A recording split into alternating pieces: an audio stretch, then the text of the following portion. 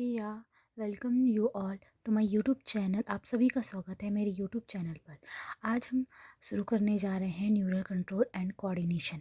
इसकी हम NCERT line to line पढ़ेंगे और फिर हम लाइन से लाइन वाइज समझेंगे भी। जैसे कि अब पढ़ते हैं हम। As you know the function of the organ and organ system in our body must be coordinated to maintain homeostasis. जैसे कि हमारी बॉडी में बहुत सारे ऑर्गन्स और ऑर्गन सिस्टम है। हमारी बॉडी में जो कोऑर्डिनेट मतलब एक साथ काम करते रहना चाहिए। अगर वो काम नहीं करेंगे, एक साथ काम नहीं करेंगे, तो होम्योस्टेसिस मेंटेन नहीं हो पाएगा हमारी बॉडी में। मतलब एक साथ सब चीज़ वर्कआउट करनी चाहिए, तभी हमारी बॉडी प्रॉपरली वर्क कर पाएगी किसी भी चीज़ के लिए। फिर है coordination is a process through which two or more organs interact and complement the function of one another.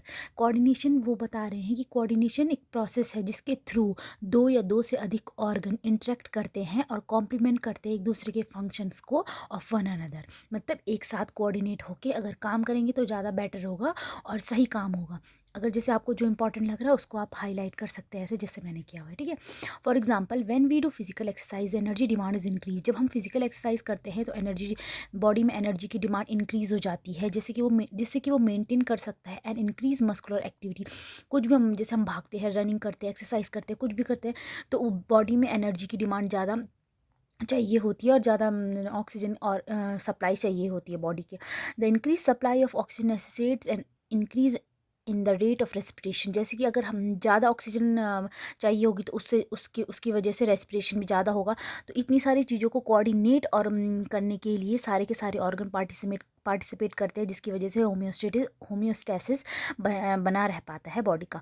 Heart beat and increase blood flow via blood vessels. अगर जैसे अगर रेस्पिरेशन इंक्रीज करेगा तो हार्ट बीट भी increase करेगी, फिर oxygen फिर increase करेगा, ब्लड फ्लो भी इंक्रीज करेगा, जिसके थ्रू किसके थ्रू होगा, वो भी ब्लड वेसल्स के through. When physical exercise stop, जब फिजिकल एक्सरसाइज स्टॉप हो जाएगी, रनिंग आप जब आप भागते भागते थोड़ा देर रुकते हैं, आराम करते हैं, एक्सरसाइज के बाद जब आप आराम करते हैं आपका सब कुछ नॉर्मल कंडीशन पे आ जाता है। जैसे हार्ट बीट नॉर्मल कंडीशन पे आ जाती है, ऑक्सीजन भी नॉर्मल कंडीशन पे आ जाता है, आप धीरे धीरे सांस लेने लगते हैं।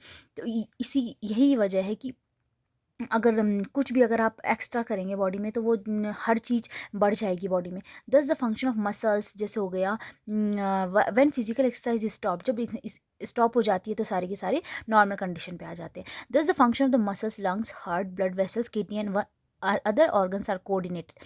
सभी के सभी ऑर्गन्स का फंक्शन क्या है, कोऑर्डिनेटेड है। While performing physical exercise in our body the, अब देखो जब कुछ भी फिजिकल एक्सरसाइज करते हैं तो सारे के सारे लंग्स, किडनी हो गए, सबका सबका सब का फंक्शंस क्या होते हैं, कोऑर्डिनेटेड होते हैं।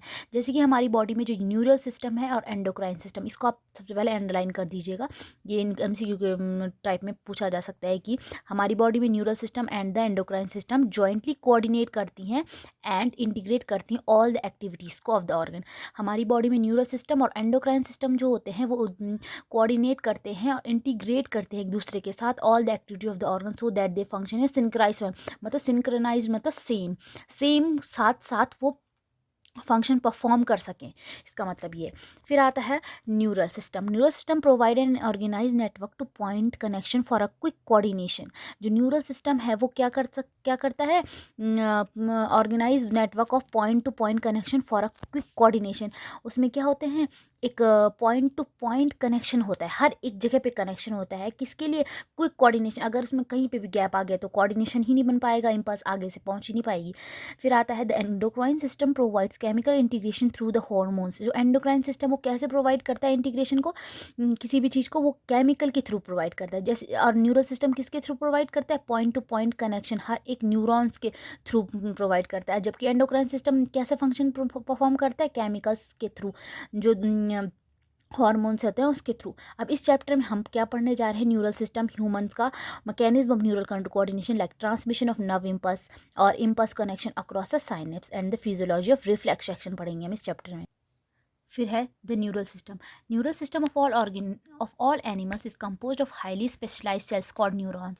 जो न्यूरल सिस्टम है सभी एनिमल्स का वो कंपोज होता है हाईली एक स्पेशलाइज्ड सेल्स होती हैं, जिसको structure and function unit of neural system भी बोलते हैं। वो होता है न्यूरॉन्स, जो डिटेक्ट करता है, रिसीव करता है और ट्रांसमिट करता है हर एक किसी भी चीज़ किसी भी टाइप के स्टिमुलाई को, चाहे वो किसी भी टाइप का सेंसेशन हो। The neural organisation is very simple in lower invertebrate. Lower invertebrate में न्यूरल जो ऑर्गेनाइजेशन है वो बहुत ही सिंपल होता है, बट फॉर एग्जांपल जैसे कि हाइड्रा में it is compose of network of neurons बस। But the neural system is better organize in insect. Insect में थोड़ा और डेवलप्ड हो जाता है, इसीलिए वो बेटर ऑर्गेनाइज हो जाता है। Where a brain is present along with the number of ganglia present होते हैं न्यूरल टिश्यूज़ में, बट जबकि वर्टिब्रेट्स में सबसे ज़्यादा डेवलप्ड न्यूरल सिस्टम पाया जाता है।